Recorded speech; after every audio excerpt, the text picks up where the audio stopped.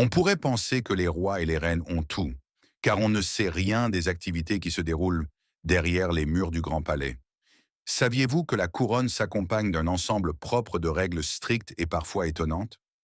La famille royale britannique, symbole de tradition et de continuité, est enveloppée dans un manteau de règles fascinantes et parfois bizarres, allant de l'exalté au ridicule. Ces règles régissent chaque aspect de leur vie. Préparez-vous à être surpris lorsque nous expliquerons pourquoi vous n'avez jamais vu un selfie royal pris en public, parmi d'autres choses apparemment banales. Accompagnez-nous dans l'exploration de 15 règles étranges et secrètes que la famille royale doit suivre. Numéro 15. Les femmes doivent porter une pochette.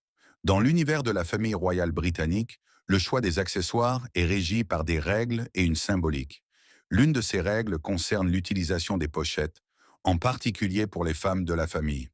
Ces pochettes remplissent une double fonction. Elles sont à la fois des déclarations de mode et des outils pratiques. Peut-être avez-vous remarqué que de nombreuses membres féminines de la famille royale, comme Kate Middleton et Meghan Markle, portent souvent des pochettes lors de leurs apparitions publiques. Ce n'est pas simplement une question de style personnel, mais un choix stratégique. Les pochettes offrent quelque chose à tenir et permettent aux membres royaux d'éviter des poignées de main gênantes ou des situations où ils ne sauraient pas quoi faire de leurs mains. De plus, la pochette peut également servir de moyen subtil pour communiquer avec le personnel ou les assistants. Par exemple, si un royal souhaite signaler qu'il est prêt à mettre fin à une conversation ou à un événement, il pourrait transférer la pochette d'une main à l'autre. C'est une manière discrète de communiquer sans parole. Cet accessoire a une signification particulière, surtout pour le sac à main de la reine Élisabeth II. La reine utilisait sa pochette discrètement pour transmettre des messages selon la façon et l'endroit où elle l'a placé. Tenir le sac à deux mains devant soi est considéré comme une posture formelle et réservée, tandis que le glisser sous un bras paraît plus décontracté et informel. Cette signalétique subtile lui permettait d'exprimer ses souhaits sans perturber l'étiquette d'un événement public ou d'une conversation.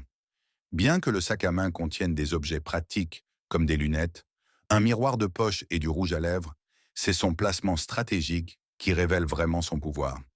De cette manière, les pochettes de la reine et des autres membres royaux deviennent des outils de communication silencieuse, une méthode discrète mais efficace pour attirer l'attention dans une pièce.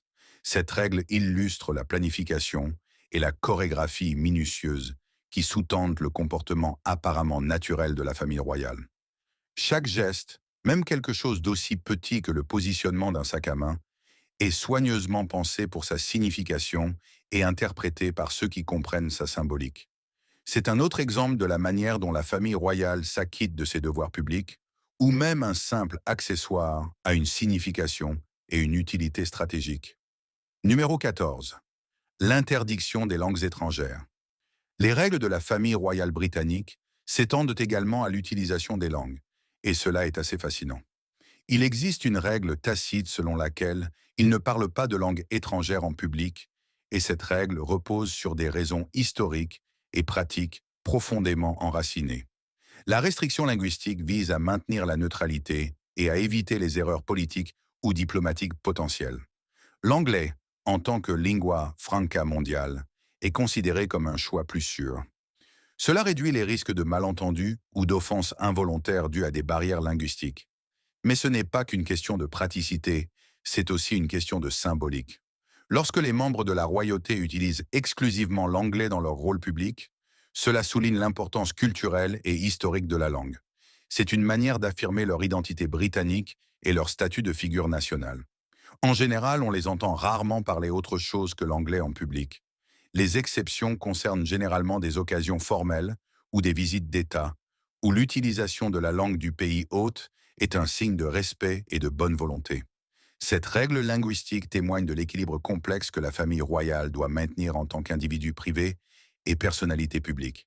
Elle met en avant leur nationalité, sert d'outil diplomatique et illustre leurs interactions soigneusement calibrées, tant au niveau national qu'international. C'est un autre élément du riche tissu de règles et de traditions qui façonne l'univers unique de la famille royale britannique. Numéro 13. Les Royals ne franchissent pas la ligne politique. L'une des règles les plus importantes, mais souvent mal comprises, que la famille royale britannique respecte est son abstention totale de la politique. Cette règle englobe tout, de l'abstention de voter lors des élections à l'évitement de toute déclaration publique sur des opinions politiques. La justification de cette pratique réside dans leur rôle de monarque constitutionnel et de représentant de la nation. Cette règle est profondément ancrée dans le cadre constitutionnel du Royaume-Uni. La monarchie sert de symbole de continuité, d'unité et d'identité nationale, avec le monarque agissant comme un chef d'État impartial. À l'inverse, la responsabilité des décisions politiques et des politiques publiques incombe au gouvernement élu, dirigé par le Premier ministre. Les membres de la famille royale s'efforcent rigoureusement de ne pas exprimer ou suggérer publiquement des opinions politiques personnelles, que ce soit sur des questions nationales ou internationales. Cette décision consciente garantit qu'ils sont perçus comme des figures unificatrices, au-dessus des divisions partisanes. Cette séparation claire entre les rôles de la famille royale et la sphère politique souligne leur position unique dans le système démocratique britannique. Leur neutralité politique leur permet de symboliser l'unité nationale et la continuité, indépendamment du paysage politique en constante évolution. Dans un monde où les questions politiques et sociales sont de plus en plus imbriquées, ce principe n'est pas sans défi ni critique.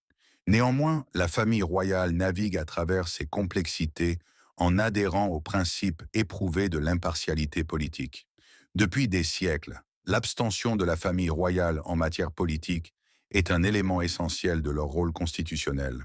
Elle renforce leur position en tant que figure neutre, au-dessus des querelles politiques, représentant tous les citoyens, quelles que soient leurs convictions politiques.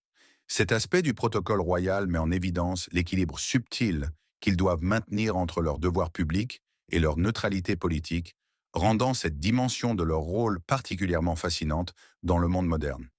Numéro 12. Pas de Monopoly pour les Royals. Même les activités de loisirs de la famille royale britannique suivent des règles non écrites, comme l'interdiction de jouer au Monopoly. Cette règle surprenante a été révélée en 2008 par le prince Andrew, duc d'York, lors d'un événement public. Alors qu'il offrait un jeu de Monopoly à une organisation de jeunesse, il expliqua qu'ils ne peuvent pas y jouer à la maison, car cela devient trop compétitif et peut provoquer des disputes. À première vue, cette règle peut sembler excessive, mais elle prend tout son sens lorsque l'on considère la dynamique d'une partie de Monopoly parmi de véritables propriétaires immobiliers. Cela pourrait envoyer un message direct sur la richesse et la compétition, incompatible avec l'image digne de la famille royale. On attend d'eux qu'ils incarnent la grâce, la courtoisie et la noblesse, des qualités qui contrastent avec la stratégie impitoyable nécessaire pour gagner à Monopoly. De plus, Monopoly peut imiter ou parodier les privilèges de la classe supérieure, ce qui pourrait paraître insensible face aux problèmes économiques. L'interdiction de ce jeu au sein de la famille royale reflète donc leur engagement à préserver une certaine image, à éviter les querelles familiales et à faire preuve de sensibilité envers les inégalités de richesse. Bien que cette règle puisse sembler inhabituelle pour des observateurs extérieurs, elle est tout à fait logique dans l'univers unique de la famille royale. Numéro 11.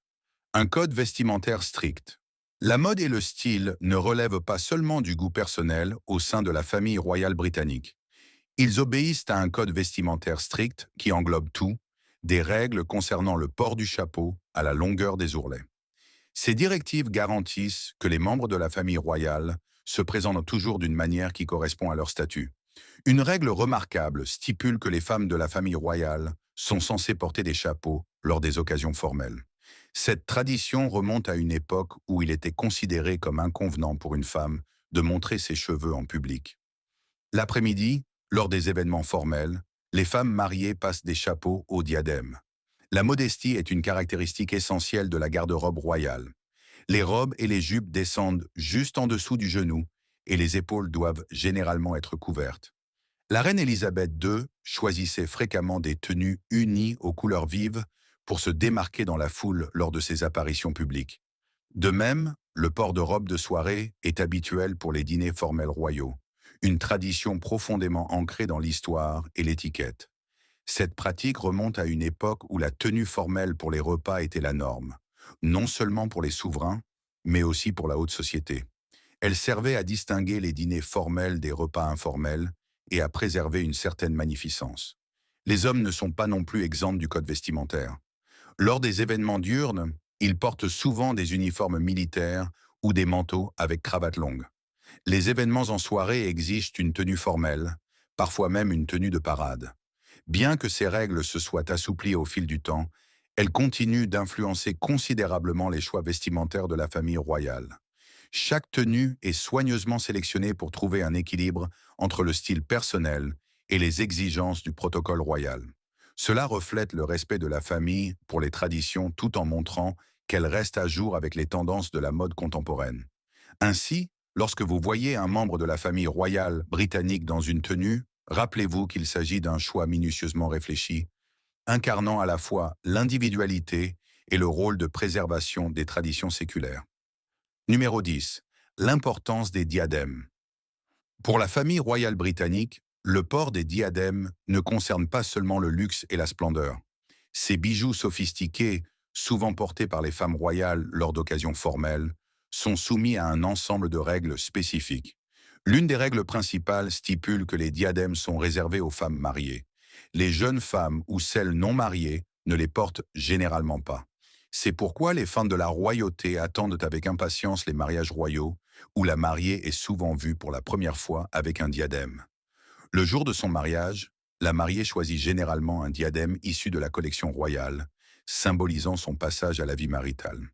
Les diadèmes sont également réservés à des occasions particulières, comme les banquets, les réceptions d'État et d'autres événements en soirée où la famille royale représente non seulement elle-même, mais aussi toute la nation. De plus, les diadèmes ne sont jamais portés avant 18 heures. Cette règle s'aligne sur l'idée que les diadèmes, associés aux robes de soirée, sont destinés aux occasions formelles. Cette pratique ne se limite pas à la famille royale britannique. Elle est suivie dans de nombreuses monarchies à travers le monde. Les diadèmes, avec leur design élaboré et leurs pierres précieuses étincelantes, sont conçus pour briller à la lumière douce du soir, créant un effet royal et éclatant en harmonie avec la splendeur de ces événements. En outre, les diadèmes au sein de la famille royale représentent bien plus qu'un simple choix esthétique. Ce sont des symboles de statut et des hommages à la tradition. Beaucoup de diadèmes ont une signification historique et se transmettent de génération en génération. Ils servent de lien avec le passé de la famille royale, portant les histoires des femmes qui les ont portées avant elles. Chaque diadème raconte une histoire unique et constitue non seulement un bijou, mais aussi une pièce précieuse du patrimoine royal. Numéro 9. Le monarque dort en premier. La règle selon laquelle aucun membre de la famille royale ne peut aller se coucher avant la reine ou le roi est une tradition qui reflète le profond respect et la stricte observance de la hiérarchie au sein de la maison royale. Bien que cette directive puisse sembler rigide et désuète, elle revêt une signification à la fois symbolique et pratique. Essentiellement, cette règle démontre l'engagement de la famille royale à mener une vie structurée et disciplinée, y compris dans la sphère privée. Elle s'inscrit dans un protocole qui remonte à des siècles de tradition et d'étiquette royale. D'un point de vue pratique, cette règle garantit que l'emploi du temps du monarque est strictement respecté. Les besoins et les routines de la reine ou du roi sont prioritaires, car leur rôle ne se limite pas au cérémonial, mais englobe de nombreuses responsabilités qui dépassent la sphère publique. En outre, le respect de cette règle est un signe de déférence envers le monarque régnant. Elle souligne la nature hiérarchique de la famille royale, avec la reine ou le roi au sommet. Elle rappelle que tous les membres de la famille, indépendamment de leur titre ou position, doivent allégeance à la couronne. Cette pratique a également des racines historiques. Autrefois, l'heure du coucher de la famille royale était souvent liée à la situation politique et à d'autres questions importantes. Le monarque devait être disponible en cas d'urgence ou de décision cruciale. Bien que les moyens de communication modernes aient réduit cette nécessité, la tradition perdure comme un symbole de continuité. Comme de nombreuses traditions royales, cette règle a évolué avec le temps. Elle n'est plus appliquée aussi strictement, notamment dans la vie privée des membres individuels de la famille. Cependant, lors de réunions ou d'événements formels, elle reste un signe de respect et d'observance du protocole royal. Numéro 8. Les traditions de Noël des royales. Noël occupe une place particulière dans le cœur de la famille royale, et chaque année, il perpétue une série de traditions chères, riches d'histoire et de valeurs familiales. L'une de ces traditions est la promenade annuelle de Noël vers l'église Sainte-Marie-Madeleine à Sandringham, une pratique qu'ils suivent fidèlement depuis des décennies. C'est une occasion rare pour le public de voir la famille royale dans un cadre plus privé et beaucoup viennent les saluer en chemin. La famille royale y trouve également un moment loin du faste de la vie palatiale.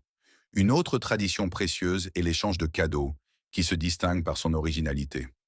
Au lieu de s'offrir des présents luxueux, ils s'échangent la veille de Noël des cadeaux amusants et souvent peu coûteux, un clin d'œil à leur héritage allemand.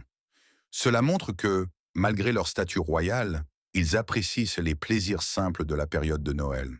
Une tradition qui va au-delà de la famille royale et touche toute la nation ainsi que le Commonwealth et le discours de Noël de la reine. Dans ce discours annuel, la reine revient sur les événements marquants de l'année et partage ses réflexions sur la signification et l'importance de Noël. Ce moment unit les gens, quelle que soit leur origine, alors qu'ils écoutent les paroles de la reine. Malgré leur statut royal et le respect des protocoles, l'essence de Noël pour la famille royale britannique reste centrée sur la famille et la convivialité. L'accent est mis sur le temps passé ensemble en tant que famille, un sentiment partagé par beaucoup en cette période festive. Numéro 7. Les crustacés, une délicatesse interdite pour les Royals. Bien qu'on puisse s'attendre à ce que les Royals savourent les mets les plus raffinés, y compris le bœuf wagyu et le caviar exquis, ils sont soumis à certaines restrictions alimentaires surprenantes. L'une de ces règles est l'évitement des crustacés, ce qui peut surprendre au premier abord. Après tout, les fruits de mer sont une délicatesse culinaire, mais cette règle repose sur une raison pratique. L'interdiction des crustacés, y compris les homards, les crabes, les moules, les huîtres et autres, est motivée par des préoccupations sanitaires.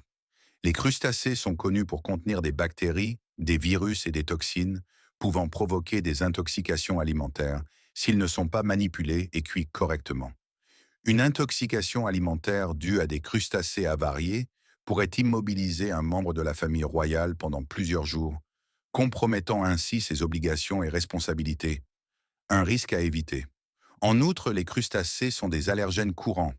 Compte tenu des nombreux événements publics où les Royals consomment de la nourriture, il est judicieux d'éviter les déclencheurs potentiels de réactions allergiques. Cette interdiction n'est donc pas une règle excentrique, mais une tradition pratique qui protège les Royals des risques pour leur santé.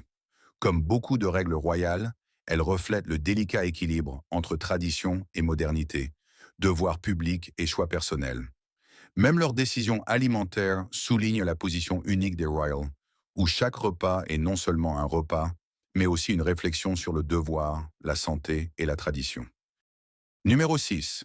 Pas de repas décontracté pour les Royals. Une des traditions fascinantes au sein de la famille royale britannique concerne les horaires des repas.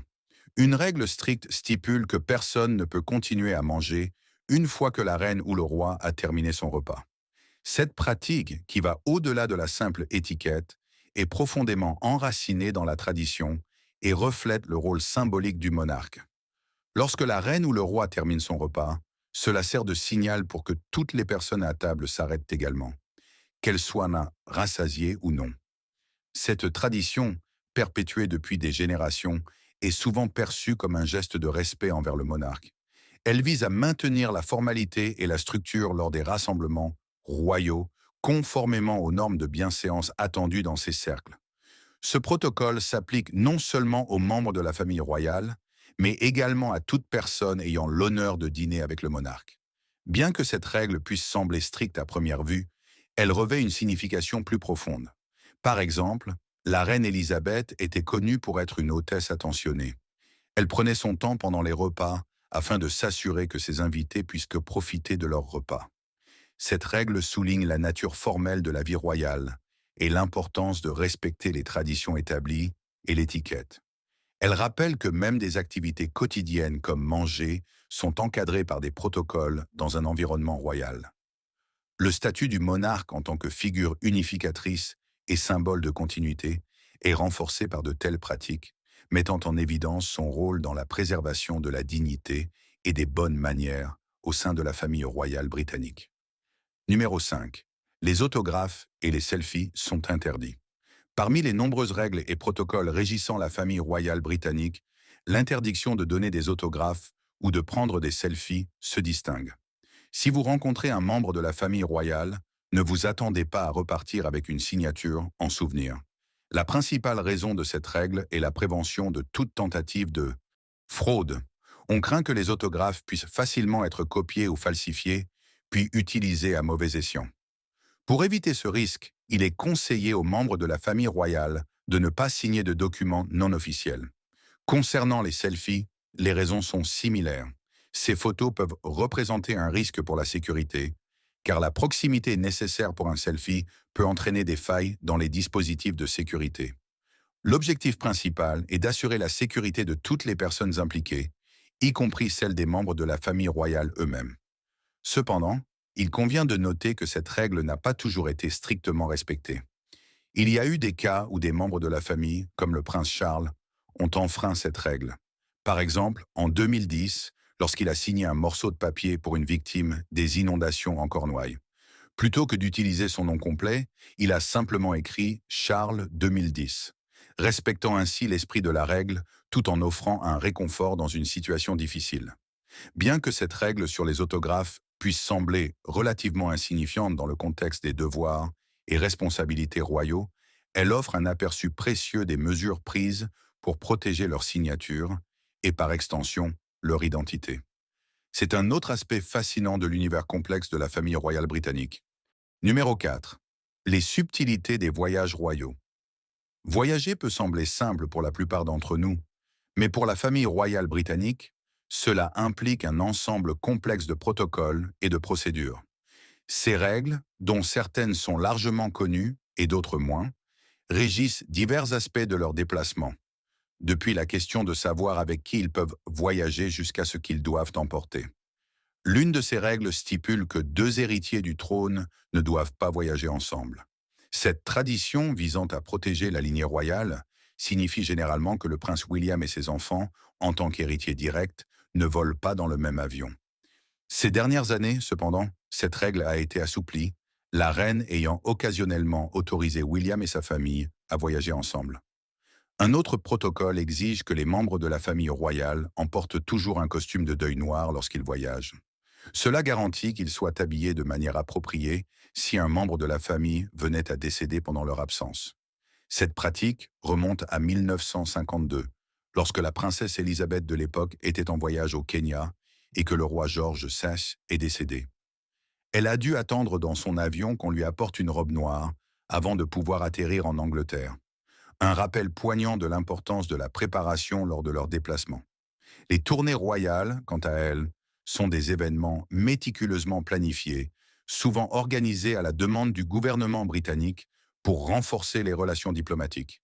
Chaque visite nécessite une planification rigoureuse et le respect d'un protocole qui honore les coutumes et traditions du pays hôte. Ce n'est pas seulement un devoir, mais une représentation artistique et soigneusement orchestrée de la famille royale. Une expression de grâce et de précision qui caractérise leur vie publique. Bien que les voyages de la famille royale britannique puissent sembler complexes et strictement réglementés pour les observateurs extérieurs, ils font partie de leurs responsabilités, exécutées avec grâce et précision, afin de continuer à remplir leur rôle unique sur la scène mondiale. Numéro 3. Les gestes complexes de révérence. La révérence est un signe de respect et de déférence au sein de la famille royale.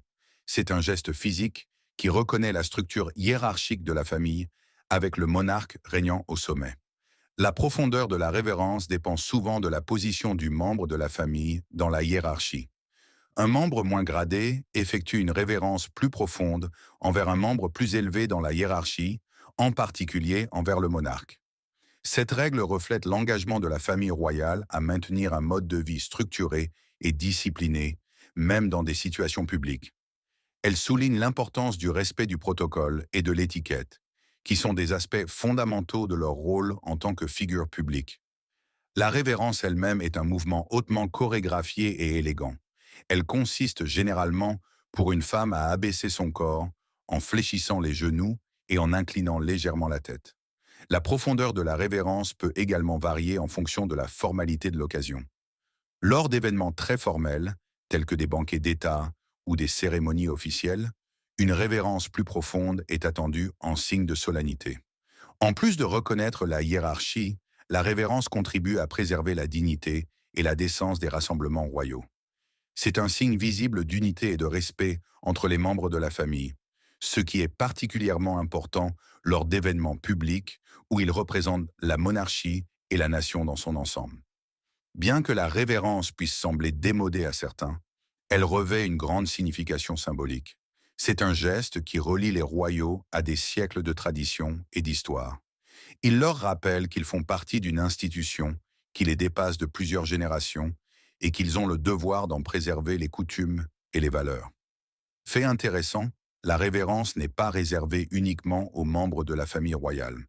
On s'attend également à ce que les non-royaux effectuent ce geste s'ils ont l'honneur d'être reçus en audience par le roi ou la reine. C'est une manière de reconnaître la position du monarque en tant que chef d'État, indépendamment du statut social du visiteur. Numéro 2. Le protocole royal en période de deuil. Même dans les moments de douleur personnelle, la famille royale respecte ses traditions et protocoles de longue date. Lorsqu'un membre proche de la famille décède, une période de deuil clairement définie est mise en place. Pendant cette période, les membres de la famille royale sont tenus de porter des vêtements noirs ou sombres. Cette pratique est répandue dans de nombreuses cultures. Ce code vestimentaire s'applique non seulement aux apparitions publiques, mais aussi aux moments privés où il pourrait être photographié.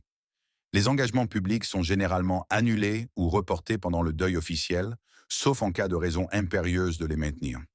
Ces mesures sont prises en signe de respect envers le défunt et pour permettre à la famille de traverser cette période de deuil.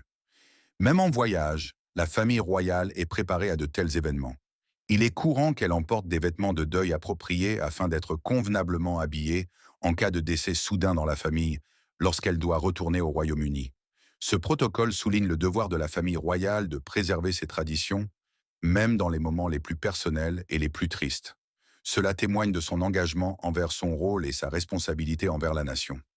Malgré leur propre douleur, ils continuent à remplir leurs devoirs pour le pays, montrant ainsi publiquement l'empathie collective et le soutien de la nation en période difficile. Numéro 1. Les cadeaux pour les royals. Lorsqu'il s'agit de la famille royale, même l'art d'offrir des cadeaux est soumis à des règles spécifiques. Au fil des ans, la famille royale britannique a reçu d'innombrables vœux et cadeaux du monde entier. Ce que beaucoup ignorent, cependant, c'est qu'un système unique régit la manière dont ces cadeaux sont acceptés et gérés. Le protocole stipule que tous les cadeaux offerts lors d'occasions officielles sont considérés comme des cadeaux impersonnels et officiels appartenant essentiellement à la couronne. Cette règle s'applique quelle que soit la taille, la valeur ou le destinataire du cadeau, qu'il s'agisse d'un membre adulte ou d'un enfant de la famille royale. Ce protocole vise à maintenir la neutralité, car accepter des cadeaux personnels pourrait être perçu comme une forme de favoritisme, ce qui serait incompatible avec le rôle des royals en tant que figure publique neutre. La gestion officielle de ces cadeaux est définie dans la politique documentée des cadeaux de la famille royale. Elle explique que les cadeaux peuvent être utilisés, mais ne doivent ni être vendus ni échangés. Ils peuvent intégrer la collection royale, qui comprend des objets précieux d'importance culturelle ou historique, ou être donnés à des musées ou à d'autres organisations, voire offerts à d'autres en tant que présents. Il est important de souligner que ces règles ne signifient pas que les royals n'apprécient pas ou ne profitent pas des cadeaux qu'ils reçoivent. Beaucoup ont été vus lors de diverses occasions avec ces présents. Par exemple, le prince George a été photographié jouant avec un wombat en peluche qui lui avait été offert lors d'une tournée royale en Australie. Ces procédures uniques illustrent l'approche complexe que la famille royale britannique doit adopter dans ses rôles publics. Même dans des aspects apparemment simples, comme l'acceptation d'un cadeau, on retrouve un équilibre délicat entre l'appréciation personnelle et le devoir public, ajoutant une dimension supplémentaire au riche tissu des traditions et protocoles royaux. Les règles qui régissent la vie de la famille royale britannique témoignent de la singularité de leur existence par rapport à la nôtre. En raison de leur position sensible dans lesquelles ils sont nés, ils sont soumis à davantage de règles, ce qui peut être à la fois un avantage et un inconvénient. Merci d'avoir regardé et à la prochaine fois.